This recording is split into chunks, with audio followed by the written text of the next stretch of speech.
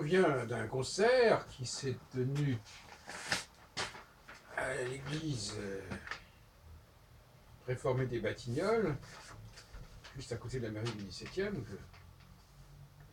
près de l'endroit où je suis né, la clinique Jacquemont. Et ça a occasionné des réflexions sur le mouvement.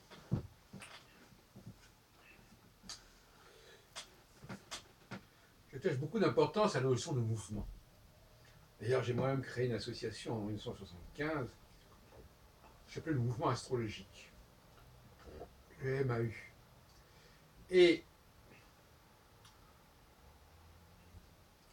l'autre jour, je disais que j'avais du plaisir à regarder jouer un orchestre. Pas l'écouter, mais le regarder jouer.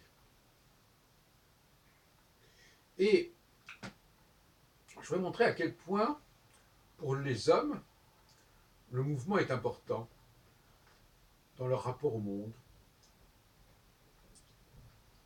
En fin de compte, tout est mouvement pour l'homme. Tout doit être mouvement. Tout est en mouvement. Il faut savoir que tout résultat, tout effet relève d'un mouvement.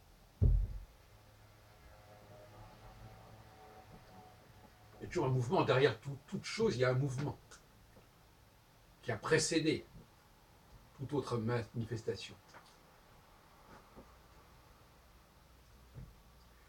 Avant que le son ne sorte d'un instrument du violon, il y a déjà le mouvement de l'archer, il y a déjà le mouvement du violoniste. Il en est de même pour le pianiste. Il y a d'abord un mouvement qui précède, même si c'est de quelques centièmes de seconde, qui précède le son. Même quand on joue du tambour, il y a un mouvement qui précède le moment où il y aura du son. Donc le son est tributaire du mouvement. Et donc, il faut toujours supposer et rechercher le mouvement derrière le son.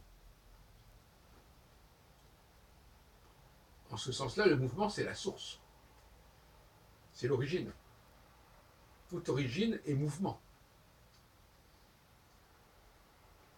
Et en ce qui concerne le rapport sexuel,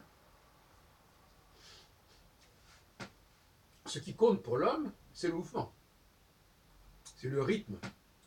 C'est le mouvement qui précède quelque part tout autre résultat, qui précède l'éjaculation notamment, qui précède la pénétration, en tout cas qui l'anticipe. Quand il n'y a pas de mouvement, quand il n'y a pas progression, quand il n'y a pas érection, ça ne va pas. Il y a impuissance quelque part. Donc, l'homme est dans le mouvement. Le mouvement est quelque chose de visuel, de formel.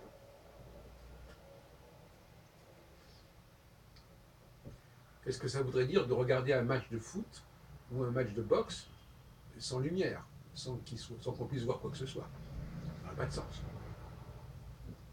Quand bien même ils arriveraient à se taper dessus, et quand bien même y aurait-il un des deux qui serait KO ou qui serait gagnant ou vainqueur ou battu, le mouvement implique la vision.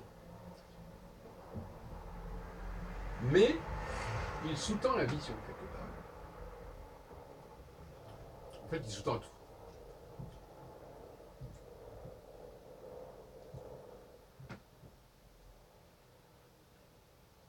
Il y avait un très bon pianiste ce soir-là, c'est-à-dire qu'il n'était pas le pianiste annoncé au départ, Guillaume Durand Piketty. Et je n'étais pas très bien placé parce que je ne voyais pas, le clavier. J'étais de l'autre côté de la salle. Mais néanmoins, on ne pouvait pas ne pas supposer le mouvement des mains. Quand bien même devais-je écouter le son, je savais qu'il y avait des mains qui jouaient ce rôle, qui jouaient un rôle, qui parcouraient le clavier, qui appuyaient sur les touches. Il y avait donc du mouvement derrière tout ça. Le mouvement était sous-tendu, était sous-entendu, et c'était sous-entendu aussi. Ça allait de soi qu'il y avait du mouvement. Même quand nous parlons, il y a du mouvement. Il y a le mouvement des lèvres, il y a le mouvement de la langue. Et le son, il a encore une fois, n'est que la résultante de ce mouvement.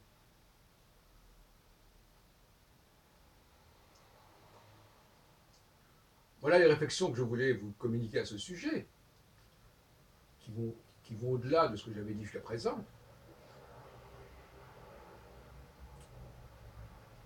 Par opposition, le mouvement, donc, c'est l'homme qui est sorti de la caverne, qui peut gambader, qui peut courir, qui peut faire du cheval d'ailleurs aussi, qui peut faire ce qu'on veut. Et à l'intérieur de la caverne, il y a très peu de mouvement. On ne peut pas beaucoup bouger dans la caverne. D'abord, c'est étroit, il n'y a pas beaucoup d'espace. Donc, par conséquent, c'est une vie étriquée, celle de la caverne. Une vie appauvrie.